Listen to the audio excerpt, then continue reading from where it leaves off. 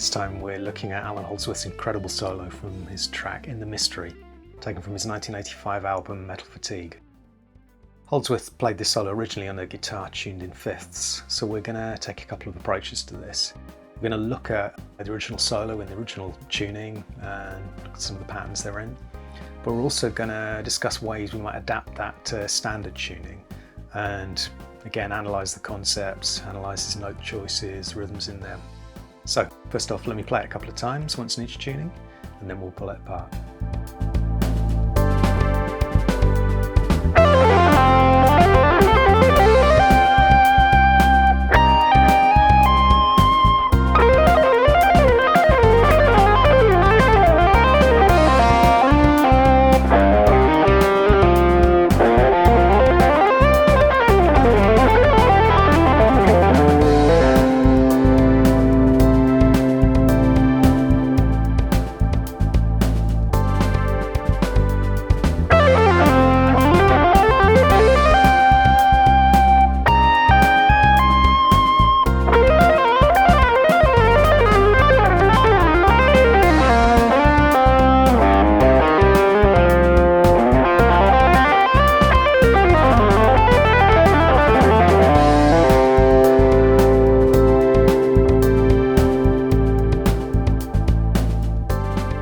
Before we get into the analysis, a quick reminder, if you'd like to see a transcription of this or any of my other lines, you'll find a link in the description down below.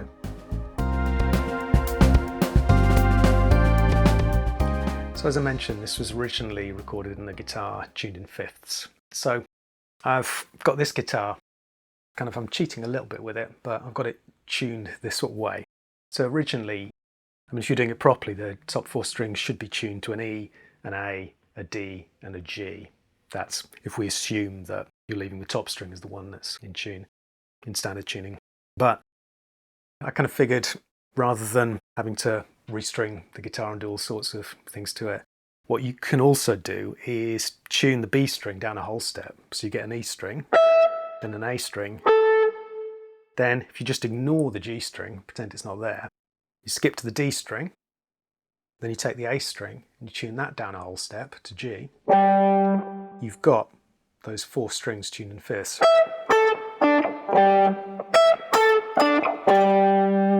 And those are the only four strings that you need for this line. So apologies for any wayward tuning, just in advance. I can't promise, as you know, I haven't put sort of appropriate strings for this tuning on, so I'm hoping it'll hold. But yeah. So that's how we're going to approach this. So this solo features a bunch of kind of symmetrical patterns, really. I'm guessing, given that he didn't play a whole lot, and he was sort of experimenting from what I gather, so he wasn't super familiar with this tuning. So I'd imagine he was probably sort of finding symmetrical patterns, things that worked in this. And this solo is primarily made up of these kind of symmetrical patterns across strings. So this starts out, the initial phrase,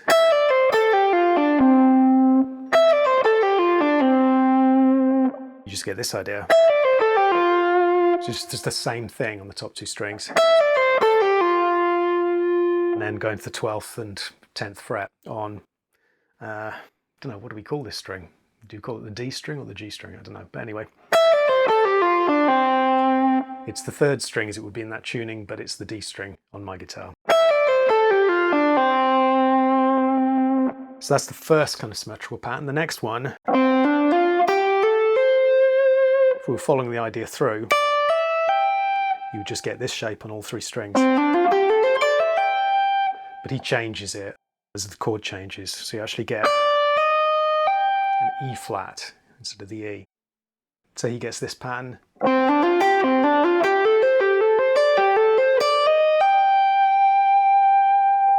And follows it. So let's have a look at this intro section in standard tuning and talk about what's going on with it. So we're back in standard tuning, slightly more familiar territory for me at least. And let's talk a bit more about what's going on with this intro section and how we can approach it in this tuning. So this opening figure, it's interesting. It's basically a pentatonic idea. It's a pentatonic The only thing is it starts on the major 7th. We're playing over an F major chord. It's the bar leading into the solo. It's over an F major chord. And this is what he plays.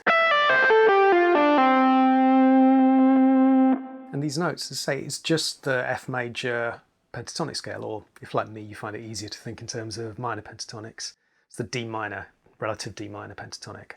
And just based around shape 1 really. But it starts on this E note, the major 7th, or you could see it as D minor pentatonic with the 9th. And these are just the notes, straight from D minor pentatonic.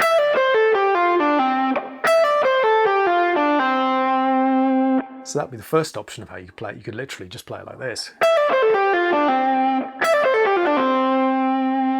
Although for me that doesn't quite get into the sort of fluidity of Holdsworth's playing.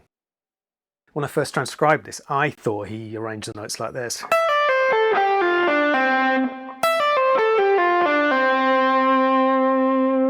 Which I think is an interesting one.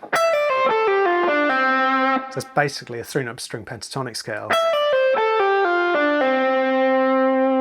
And it's kind of true to the way that he plays it in the other tuning, in as much as he plays 2 loads of 3 notes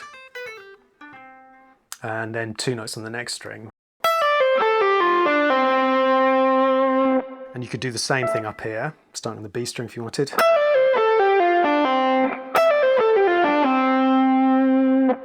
But I must say, you know, when I was still convinced it was in standard tuning, I agonised over the best way to play this and the way which seemed to get closest to the sound and feel that he was doing.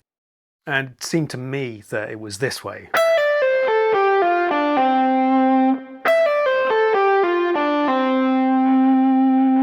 Which is essentially 3-note per string, pentatonic scale, except you're starting on the 9th. Then just that A note, then straight down the pentatonic scale.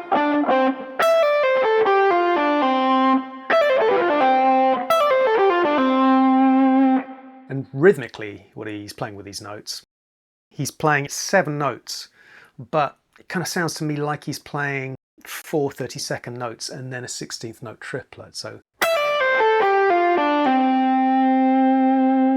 it's really, as much as anything, it's sort of cramming a lot of notes into a very short space of time. So the figure that follows this, it's another pentatonic idea. These are the notes. This is what it sounds like.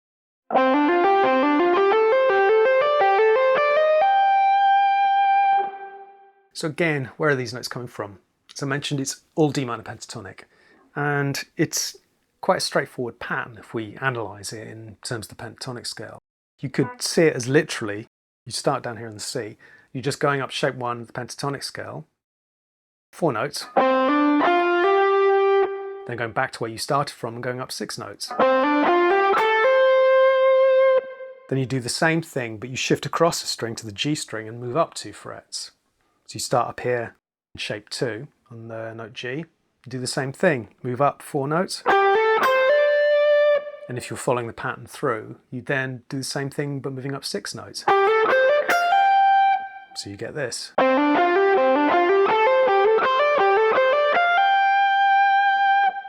As I mentioned before, he changes the final 2 notes because the chord changes to C minor 7, well, sort of B flat to B flat add 9 over C, but it's kind of C minor harmony, that's how he's treating it. He changes it too.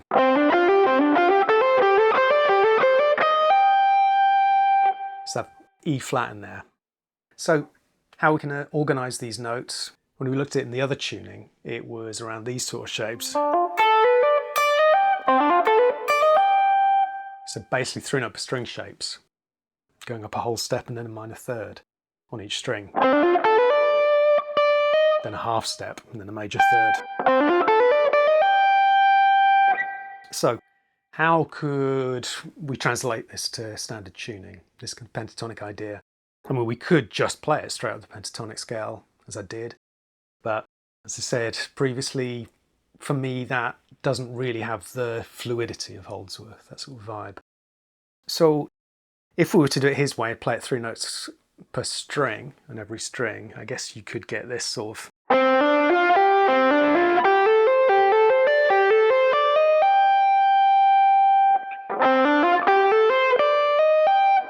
is just D minor pentatonic scale played as a 3-note string shape, but changing the F to the E flat.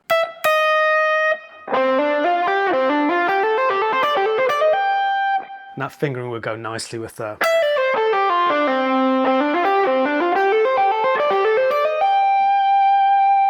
Similarly, you could play it here, which is where he starts it from in the alternate tuning, and do the same sort of idea.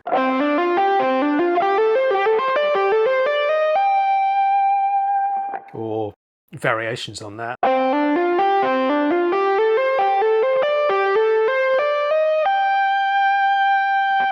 Different ways around this.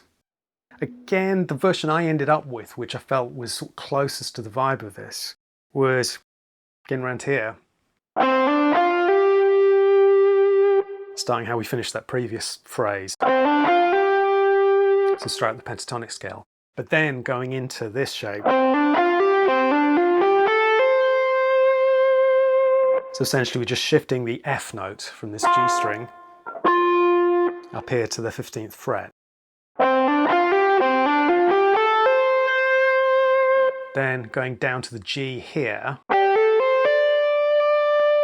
and playing 3 notes per string.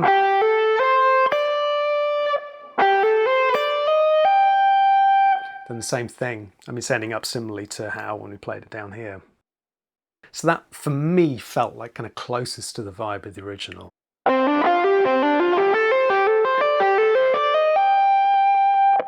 But obviously, it's down to what feels most comfortable to the individual, you know, because everyone's going to find different ways that feel better, sound better to them. So this is the way for me which felt most in keeping with the original. The other thing to say about this phrase is rhythmically, there's a lot going on because it's septuplets, 7/16 notes in the space of 4. It's in the space of a beat. So this entire phrase works out into groups of 7. So you'd get this.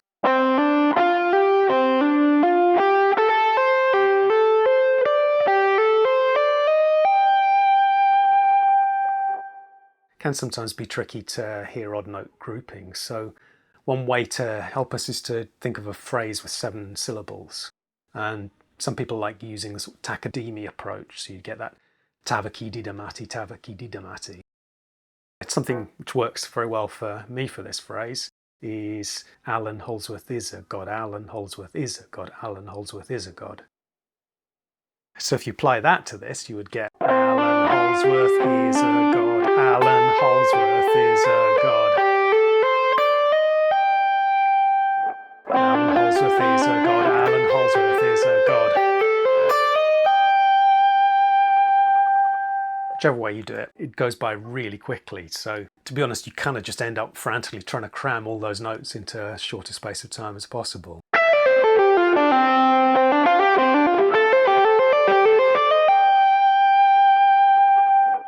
And he follows this phrase with this little idea.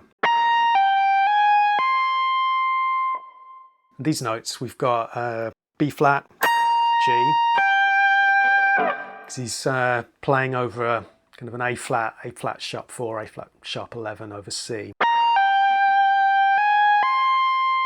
And initially, that's sort of spelling out C minor 7. So you've got the flat 7, the B flat, and the 5th of C, and then the root and the 3rd of the A flat chord.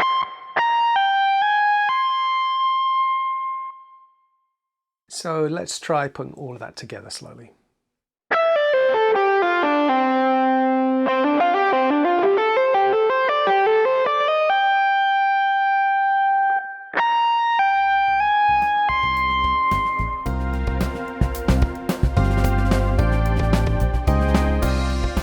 Okay, for the middle section, if we look at it again back to our 5th tuning, we've got this little 2-string pattern, repeating pattern, which he takes up and down the neck. So you get this.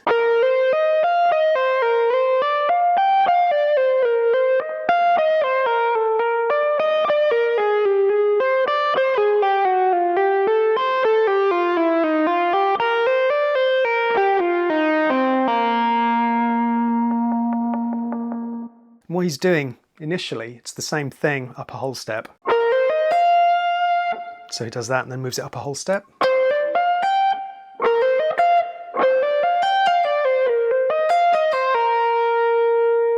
down a half step. So he changes the bottom note. He starts with it on what will be the note A, and changes it to A flat. On the way back down, slides it down.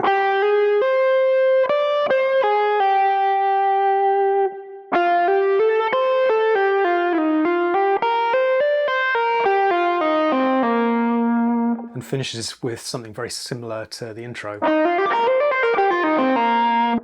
And goes into this. Finishes with this little phrase.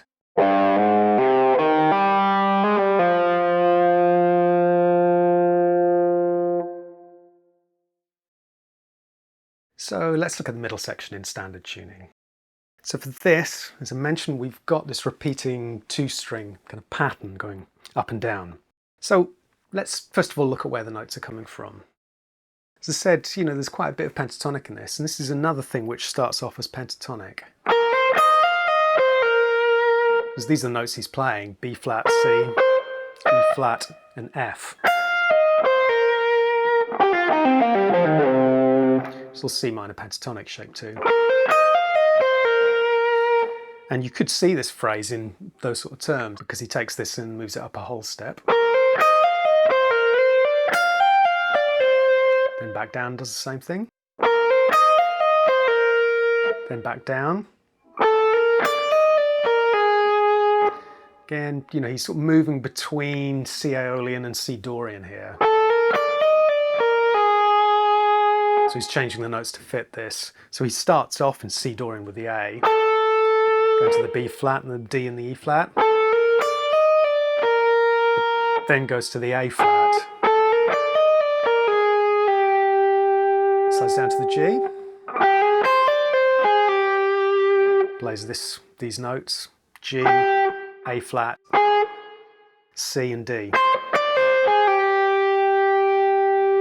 and then plays straight up D minor pentatonic or F major,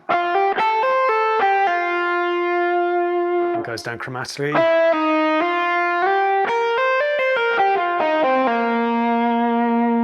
we'll get onto that next bit. So, as I say, you could play it all like that.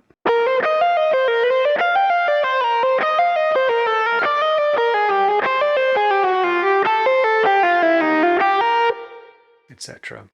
But it's more in keeping with the vibe of the way he plays it. I would suggest to do this kind of 3 notes on one string and 1 note on the other, so you get this real fluid thing.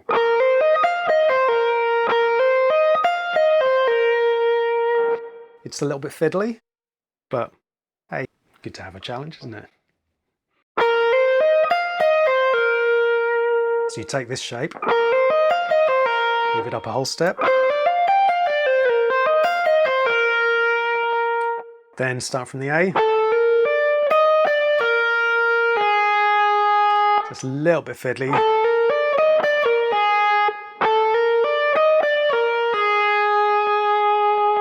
Then you get this shape. So say it's moving between Dorian and Aeolian, changing from the A to the A flat.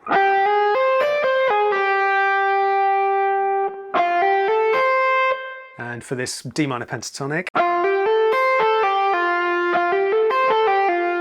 again, I'd suggest 3 notes on the 1 string, sliding down,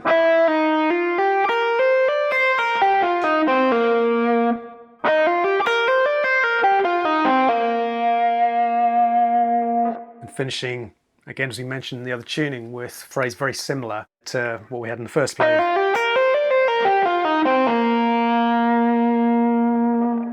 And again, different ways you could play this.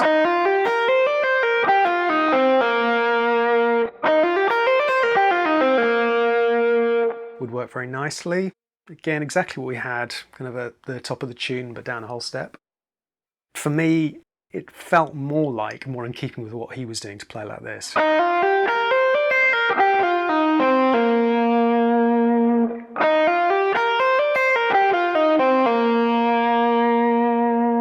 Then he slides up to the D,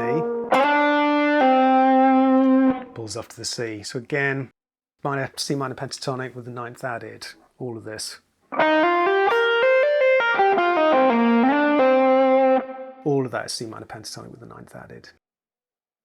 And rhythmically, in terms of what's happening rhythmically, he's moving in this phrase. He's moving between triplets, 16th note triplets and 32nd notes.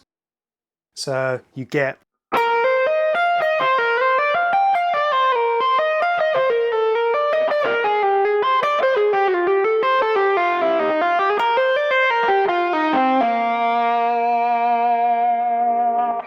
so with the slides on the B string, it's when he incorporates the slides that he moves into the 32nd notes. The rest of the time it's primarily 16th note triplets. So you get 1, 2, 3, 1, 2, 3, 1, 2, 3, 4, 1, 2, 3, 4, 1, 2, 3, 1, 2, 3, 4, 1, 2, 3, 1, 2, 3, 4, 1, 2, 3, 1, 2, 3, 4, 3, 4, 1, 2, 3, 4, 1, 2, 3, 4.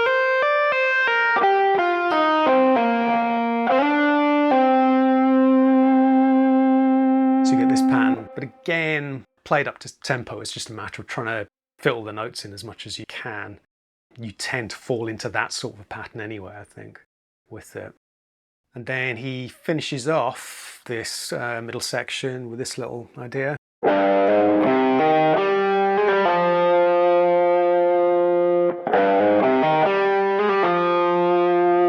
So we're back over the A flat sharp 11 over C chord.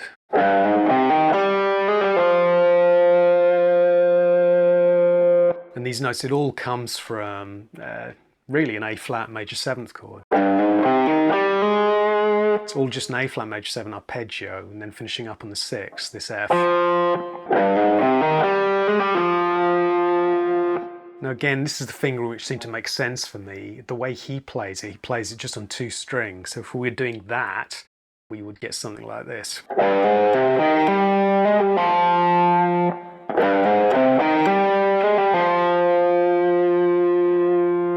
Which is another way of playing it. Certainly that could work.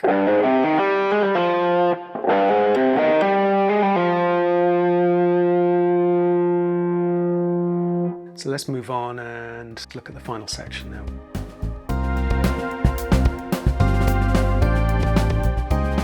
Okay, so back in 5th tuning for the end of the solo. The final section starts off with this. Then moves into another symmetrical pattern based around this.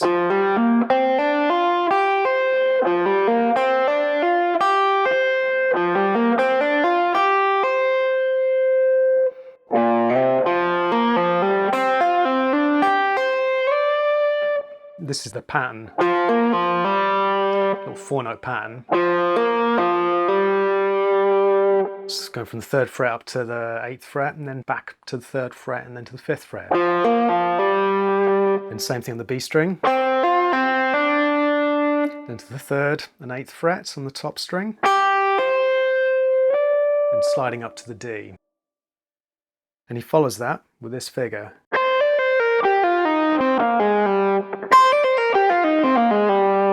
Again, symmetrical patterns, the same on all 3 strings.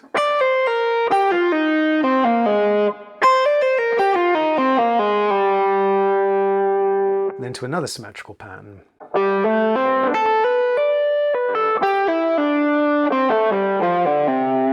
Essentially, it's based around that shape. And he goes into this. These are the actual notes he's playing, the pattern he's playing.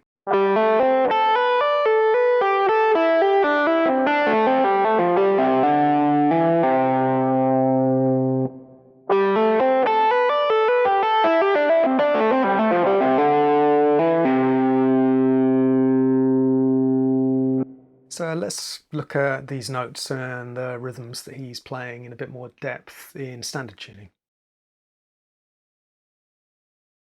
Okay, so let's look at the final section of the solo now, back in standard tuning. So this is maybe the most complex section of the solo, apart from all the other complex sections of the solo. And it starts out with sliding up from the B flat to the C to the F. Now in the other tuning, he played this on 2 strings, so I think we're allowed to do that. And then went into this figure.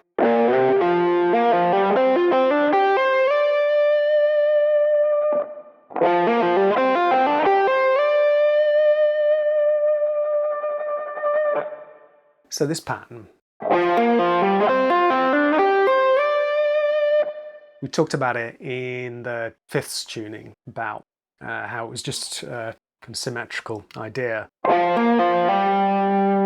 We can do the same thing, but this time moving up 2 frets.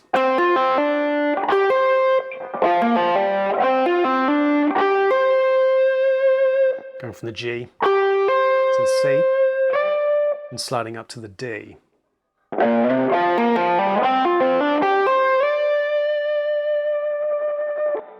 And let's quickly talk about these notes.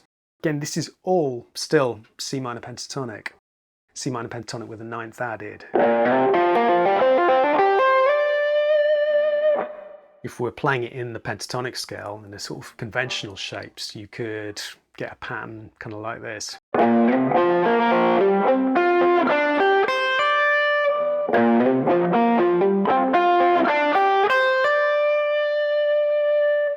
Which is certainly one way of playing it. But again, to get the fluidity of how he's playing it, I quite like this approach. Because that's essentially what he's doing in his other tuning.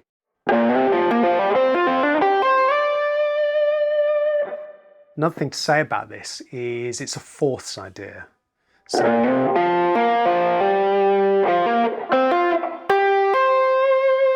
So it's based around sort of shifting up in fourths. So that's why it's quite a stretch. So rather than go fourths and consecutive strings the easy way, he's playing them on the same string.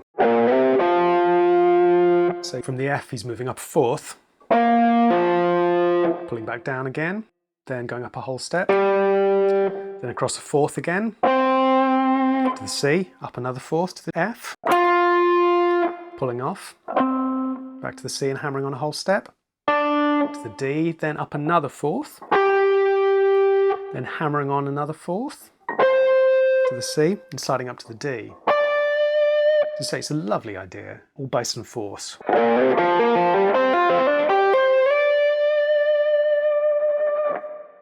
And let's just talk rhythmically about what's going on, because the first 3 notes are 16th notes. But then the fun begins, because he goes into quintuplets. So basically he's fitting 5 notes in the space of 4.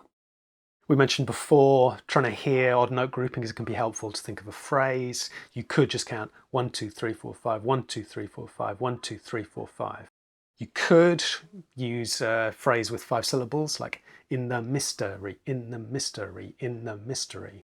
Or my personal favourite, click like and subscribe, click like and subscribe, click like and subscribe. So we would get this. Click like and subscribe, click like and subscribe. Click like and subscribe, click like and subscribe. So that's the quintuplet pattern. And he follows this.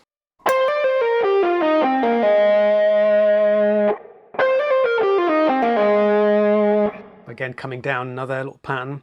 And this is just 3 note per string, whole steps. Because the way this would work in fifths tuning, you'd just be able to go straight across the strings. But because we're not in fifths tuning, we have to take the same idea and move it down 2 frets every time. And these notes, still C minor pentatonic with the 9th added. But then it goes down to the A flat, then slides to the G. And rhythmically, it's 16th note triplets. But then it switches to 32nd notes at the end of this phrase. So you get...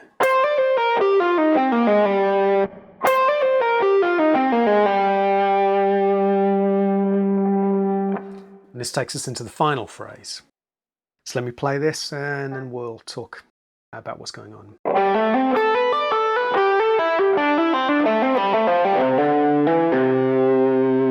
So these notes. This is an interesting section. For this, what he's playing is he's kind of moving between D minor and E minor pentatonic here. But you could also think of this initial phrase.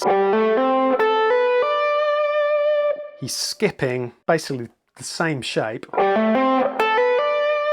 at least you can play it as the same shape. So it's up a whole step, then up a minor third, and skipping across two strings, so going between the A and the B strings. Essentially this idea, you could see it as being two arpeggios. You could see it as being an A minor 7 arpeggio, so that'd be the flat 7th, the root, the minor third, and a B minor arpeggio, B minor 7 arpeggio, same thing, flat 7, root, minor third. And it's kind of like doing this, only up an octave.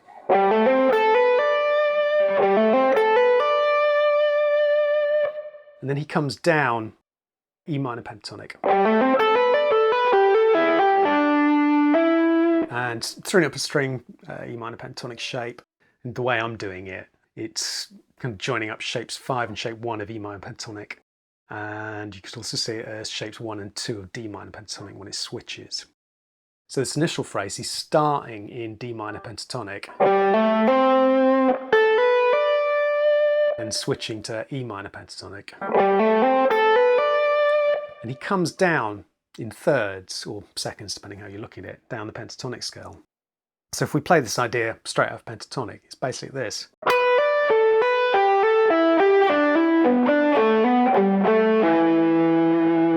It's just this pattern, but played in a 3-note per string shape. So if you did this whole pattern in a 3-note per string shape, you'd get this.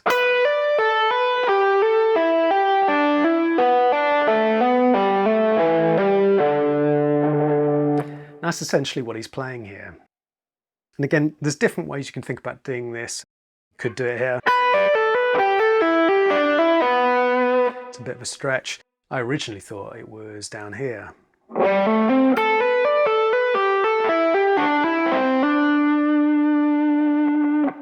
But ultimately, for me, it ended up to make the most sense and be closest to what I thought he was playing, well, I erroneously thought he was playing, to all stick around the shape.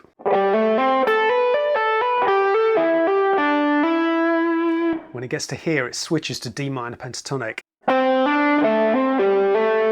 then moves down,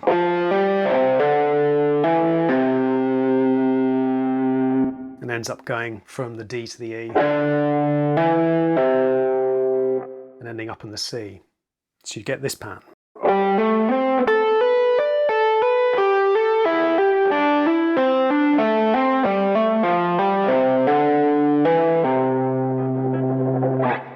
In terms of where these notes are coming from, it's over an E minor 11 chord. It goes from an F2 over G to an E minor 11 chord, which is suggesting E Phrygian, and that's very much how he's treating it. So that's where these two scales come from, the D minor and E minor pentatonics.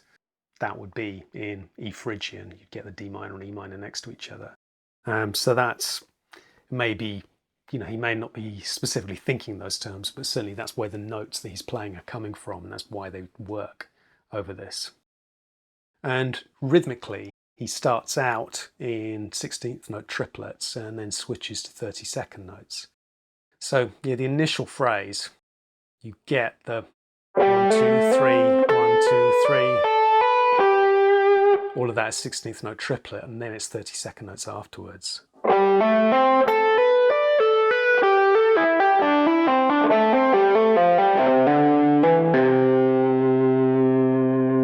So you get that pattern, but obviously played up to speed. Again, it's kind of a matter of just trying to cram everything in as much as you possibly can.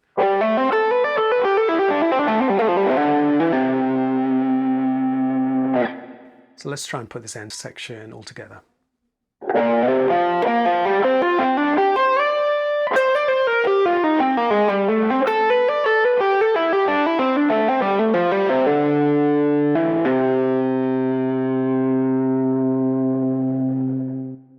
So I hope that makes some kind of garbled sense moving between these two different tunings. Let's try playing it at half speed with the backing track. Again, we'll play it a couple of times, play it in standard tuning, and we'll play it in the fifths tuning. And then again, we'll play it a couple of times up to tempo in the two tunings to finish. I hope you've enjoyed this sort of deep dive into In the Mystery.